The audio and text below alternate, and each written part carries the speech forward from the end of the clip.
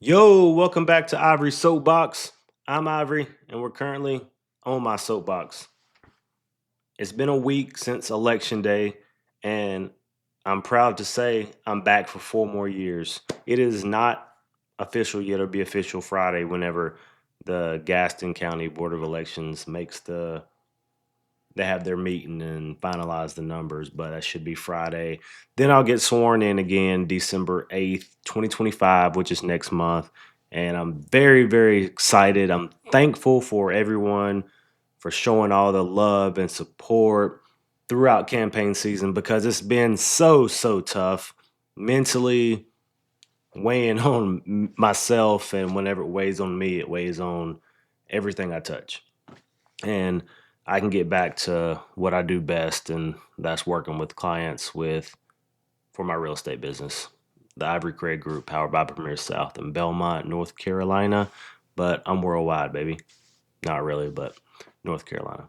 So, anyways, it's been 1 week, and stress has been pretty much alleviated, and bears are back in hibernation. The bears being the people that only come out during campaign season to try and oust you, but it did not work. It was not successful. So I am here with a extra big smile on my face, happy to be here and be back for 4 more years. It's definitely a blessing to be able to be in this position to get reelected. So Lauren Shoemaker, Ivory Craig Jr., and William Brooks were the top three for 3 seats. Jared Ficino finished approximately 13 votes behind William Brooks, and it was a really close race. At those local elections, every vote counts and it matters. Lauren Shoemaker, she received 9 more votes than me, just to put things into perspective even more. So when I ask you or tell you that these local elections matter and every vote counts, I'm not just blowing smoke. I'm so serious about that. These things can be decided by simply just those 9 and 13 votes.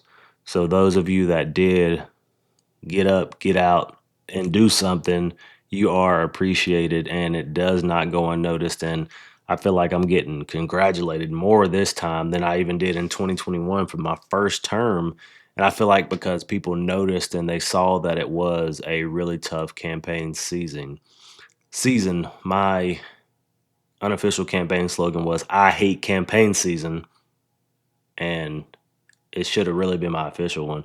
But my unofficial one was I hate campaign season simply because it is long, it is grimy, it is unpredictable, lies being thrown out, people misspelling words on signs trying to bash you. And so I'm just thankful that that crap is over and we can get back to business. Also, Mount Holly, I think it was November 2nd. I think it was November 2nd. Anyways, the Mount Holly Museum officially opened the 1st of November, and we got everything moved from downtown Mount Holly to the Grand Hall in the new and improved, renovated, beautiful space for the newly named from the Historical Society to the Mount Holly Museum. And it is beautiful inside there. They exceeded my expectations, and my expectations were high for sure because a lot was riding on that to be able to try to make people happy that were disgruntled and of course wasn't going to be happy regardless. But I spoke to a couple people there that were not in favor of this move, and not saying that they just simply approved it, but they were not mad about it. And I straight up asked them, and people were saying that it exceeded their expectations as well. Of course, they probably couldn't show too many emotions because that's just egos in itself. That's egos 101. But I am very, very excited about that being open. And it will be open a lot more because the Historical Society was open on Saturdays from like 10 to 1 p.m. This location will be open pretty much, I think, Monday through Saturday, and not positive on the hours yet. But obviously, it'll be more than just 3 hours. So That's a huge thing that's happened in Mount Holly. There's the Christmas parade coming up December the 6th at 3 p.m., going back from a nighttime Disney type parade that we've done the last couple years to a daytime parade, which was forever. Mount Holly done the forever daytime parade. But now it's on Saturday as well, because typically I think it used to be on Wednesdays. I think the first Wednesday in December, something like that. But now it's going to be on a Saturday at 3 p.m. and looking forward to that as well, because I will be going into my second term and thankful and super excited and being able to be in the parade knowing that I got reelected, and it's just a beautiful thing. So, like I said, I'm thankful, appreciative, and I'm looking forward to 4 more years in Mount Holly as your city councilman. And it's one of those things that people say, regardless, that's your president. Well, regardless, I'm your city councilman, Ivory Craig Jr., Mount Holly, 2025. So it's really cool. It's my second term. I'm the only black person in the history of Mount Holly to get elected to a second term. So it's really cool to be able to achieve that at the age that I'm at, and I'm thankful for that. And we had our first city council meeting since the election. We had it last night and saw a lot of familiar faces there, but there were also a couple people missing that were showing up to every council meeting before the election happened. But now, since the election happened, I guess they're, like I said earlier, back in hibernation. But I digress. We're moving forward, baby. I'm thankful to be in the position that I'm in, and time to get to work. So thank you guys again. I won't harp on that too much, but I am super thankful for you guys, and I wanted to get on here and say that. And I'm looking forward to everything that is happening to Mount Holly. We got the Veterans Park expansion going on and conversations happening, and we will be hosting a town hall type meeting so the public can attend to have some say so on what's happening in and for that expansion. So I'm looking forward to that for sure. I'm looking forward to continuing the efforts of bringing more retail and commercial and residential property to downtown Mount Holly, because we have to capitalize on what's happening right now, and us being this close to Charlotte and also the growth of Gastonia, Mount Holly. The growth is here. It's not coming. It's actually here, and more is coming. And so we have Old Mecklenburg Brewery that also will be coming to Mount Holly next summer. They will actually be open. Plan is to be open by, I think, Labor Day of 2026. So that's going to be really special for Mount Holly as well, to continue the efforts of bringing more big business here as well. And remember to continue to support our small businesses. Small Business Saturday. It will be November 29th. That will be the Saturday after Thanksgiving. So make sure you get out, shop small, shop big while shopping small. So thank you all to for those that continue to support the small businesses and show love, all the love that you can actually give. So November 29th, pretty much, I guess, all day whenever businesses open till they close. Just do your shopping there for Christmas, of course, and then everything else after the fact, because small businesses is what makes the world go round. Let's transition into some real estate. Hadn't talked about some real estate in a while because of campaign season. So there's a new thing that populated. I'll give you kind of a market update and then, well, second, but this new phenomenon of a 50-year mortgage. Disclaimer: I am not a financial advisor. I am not a loan officer. I'm not your lender. And I am only giving my opinion about this.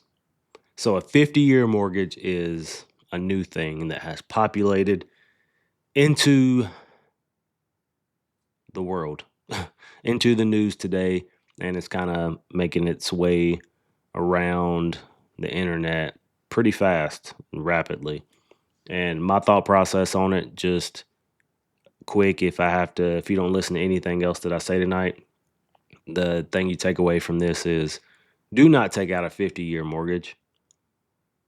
It is not going to make sense for you because it's not going to make sense for 99% of the people. I can't speak on that 1%, but if you are in a position where you want to buy a house, this is not going to be the way to do it. Like I said, I am not a financial advisor or a lender, but at the same time, you're simply going to be saving potentially like $300, $400 a month, maybe. And you could really just rent instead of signing your life away, literally 50 years to purchase a home. It's not going to make sense for 99.9% of people. And I think they're just trying to combat affordable, being able to afford homes, but it's just not one of those things that you need to even worry about. Like, there are going to be a lot of people that do it, but if you have an opportunity, please don't do it just to try to save money because it's not going to work. Just take a little bit longer to purchase a home. And I'm a realtor and I'm telling you to take longer to purchase a home because I don't want you to get in too deep with doing a 50-year mortgage because you're also going to build equity in that home a lot slower. And so with a 50-year mortgage, like I said, you might save a couple $100 a month. However, the bank is basically going to be your landlord and you're just going to be stuck within that mortgage. And by the way equity is being appreciated and things of that nature, you're not really going to be looking at anything to be able to sell the home. Oh, I'm not going to stay in it for that long. Yeah, I get that too. But at the same time, whenever you do go to sell, you might have to kick it old school and bring out the checkbook and actually write a check to get your house sold, which is absolutely worst case scenario. And those days mostly are gone, except if you get into this 50-year mortgage. So my only advice on that is I wouldn't even look into it much. Talk to who you need to talk to. However, from what I've seen, it's just not going to make sense for 99.9999% of people. So outside of that, the real estate market is looking solid. We're in the fourth quarter now, and I think it's looking really good, especially those buyers that are having a home to sell to purchase a property. Your time is now. Homes are sitting on the market a lot longer than they were, especially once school starts back in August. The market always slows down because naturally people don't want to have to move their family and kids and even different school districts and things of that nature. So the market slows down.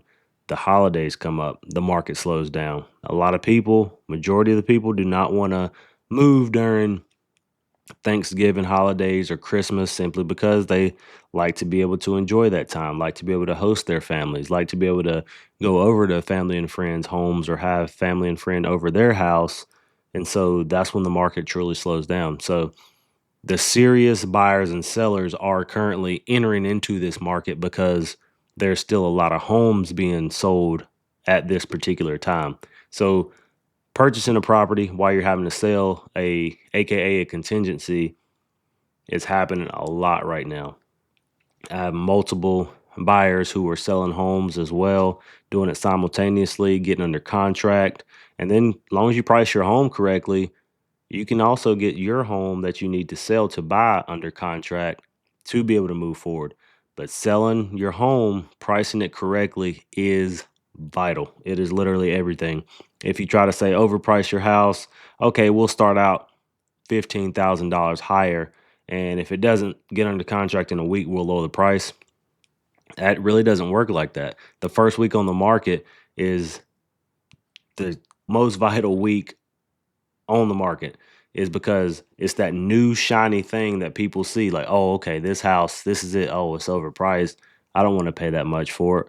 Then you're going to have buyers who potentially might be interested and on the fence because it is the holiday season say, nah, we're going to hold off because they're going to drop the price. It's still going to be on the market after the holidays. So price your house correctly. Listen to your realtor. If you don't want to listen to your realtor, either don't hire that realtor, don't hire a realtor, or get a second opinion because I am an expert in this market. I'm an expert when it comes to these numbers and what we should sell your house for. It depends on the situation. If we can list it a little bit higher to test the waters of the market, then that's perfectly fine. But if you're looking to purchase a home while you're selling that contingency, then you need to go ahead and price it correctly the first time and not have to worry about lowering the price after the fact.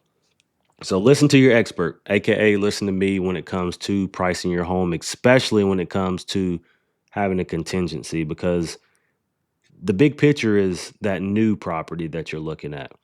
Your current home, of course, if you have some flexibility, most people that are selling right now have a lot of equity in their homes over the past couple years to be able to utilize that monopoly money, if you will, and lower the price a little bit to get the house sold. You want to be able to price the home correctly to try to get that house sold.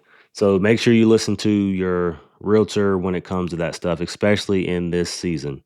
So, this real estate market, there's buyers and sellers buying homes and selling homes daily. There's closings happening daily. So, it is a strong market. It's a slow market as well, but it's also a normal market. So if you're looking to buy or sell, definitely hit me up. We'll talk, we'll discuss. It's a case by case scenario. So don't think that you were just like your neighbor who sold 2 months ago and you're going to do the exact same thing. No, it's a different time. That buyer's already bought that house. So you need to start over, use that as a comp, but at the same time, it's not the same situation at all. So let's talk more detail about it. But I just kind of want to give a quick update. Fourth quarter, November, not much time left in the year. And I'm super excited to be right here talking to you again about real estate instead of campaign season. But I'll be on here more so with some real estate stories, updates on the market. And if I hear more on that 50-year mortgage scenario, I will update that as well. But I'm Ivory Craig on Ivory Soapbox, signing off. See you next time.